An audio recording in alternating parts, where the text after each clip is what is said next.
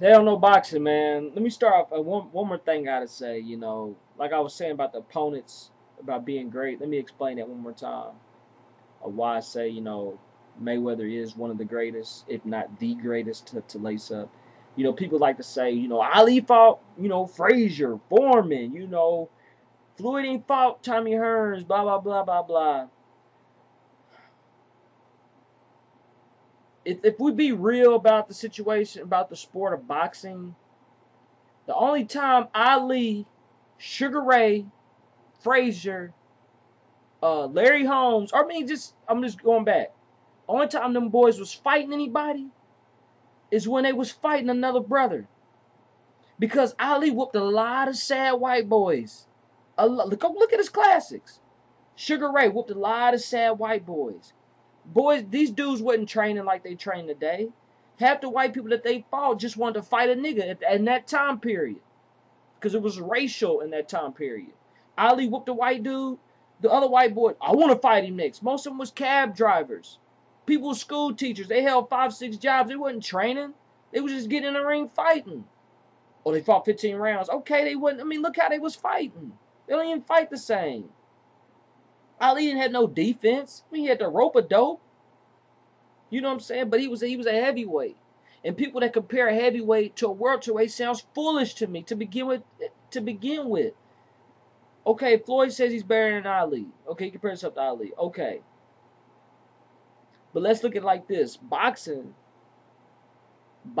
at one point in time was known for heavyweights. Heavyweight fighters. When you think of boxing, you think of welterweight. You think of Floyd Mayweather.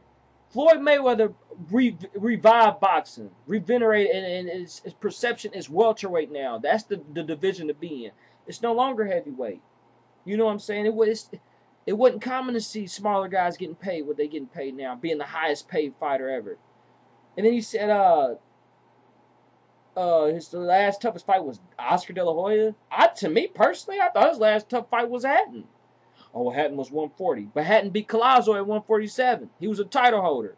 See, that's what I'm saying. All this biased bullshit talk is for the birds. People that don't, I know boxing. Hatton beat Collazo at 147. Had the title at 147. Called Floyd out after he beat Castillo, the guy that many said Floyd lost to. Many, the perception, you know what I'm saying? The popular perception was that Floyd lost, to Castillo. Hatton won with a 4-round body punch. Then he went up and fought Floyd, called Floyd out. Oh, Floyd ain't gonna fight him. Floyd ain't seen nothing like that. Footwork, speed, same size. Ooh, he ain't gonna fight him. He fought him, beat him. Oh, no, that was too easy. 140 was his weight. Why would Floyd fight Hatton at 140 when he's the welterweight champ and Hatton's fighting him for his title? You know what I'm saying? And people talking about De La Hoya. He fought De La Hoya to a split decision. He said, well, he only fought him to a split decision. He was fighting a middleweight at junior middleweight. You know what I'm saying? But then they want to say he fought him to a split decision. But then when you ask him who won between Castillo, when he got a unanimous decision win, oh, Castillo won. But then you want to bring up what he split decision when he won with Oscar. So which one is it? You know what I'm saying? You split decision, you want to bring that up. But then when they ask who won between Castillo, oh, Castillo did. But they ain't bringing up the unanimous decision. They ain't bringing that up. His last tough fight was Corrales. Come on, man. Who's buying that? People thought Floyd was going to lose to Mosley, man. You're not being real, man. You're not being real. When he got caught in that second round, you was on your feet. You hater? You know what I'm saying? He was on his feet. Oh, man, I've been a Floyd fan. Look, if you're a fan of something, win, lose, draw, you're going to be a fan.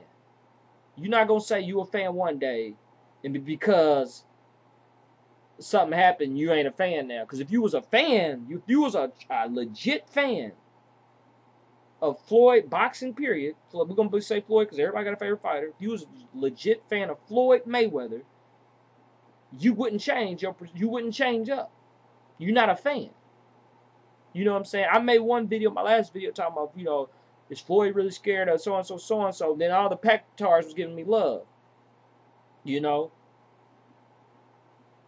Floyd ain't scared. We know that.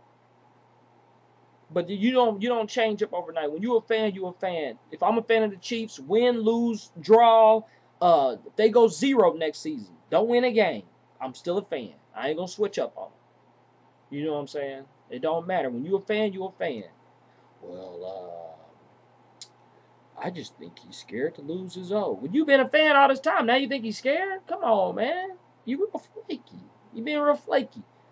You know, but like I said, man, I think he's better than Ali. You know, some people might be like, oh, I can't believe Chuck saying that. Oh, I can't believe he said he better than Ali.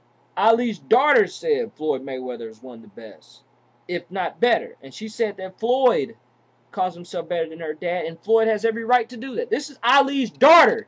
Blood. You know, no blood. You know kin. Blood. She said he has every right to say that. Every right. When you get in that ring, do something. If you a school teacher, if you a scientist, you might not be Einstein, but if you feel like you smart, you might feel smarter than Einstein. You can't do that. Oh, you ain't Einstein. You didn't come up with the formulas. You know, I mean, come on, man. Kill that. Cut that out. You know? And this is what I don't understand.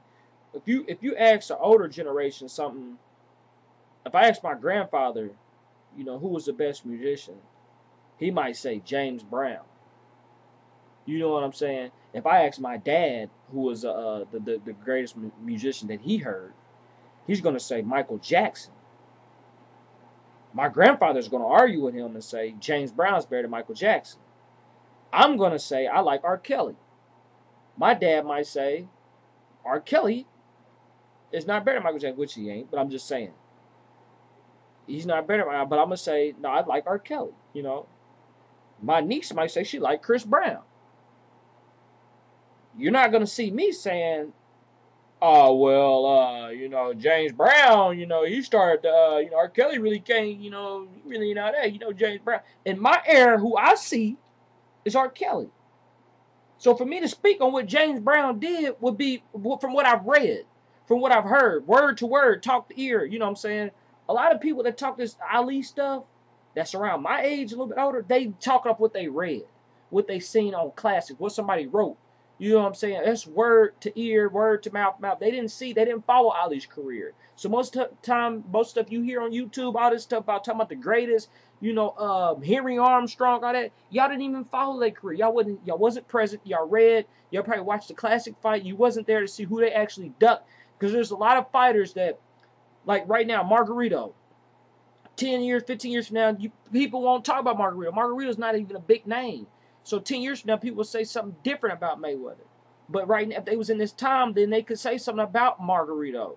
So that's what I'm saying. Just because you read and stuff about Ali never ducked somebody, there was somebody coming up that didn't get that proper shine, that was probably knocking niggas out, knocking white boys out, that didn't get that recognition. And then in history, they didn't get their name in history. We don't know nothing about them because we wasn't there.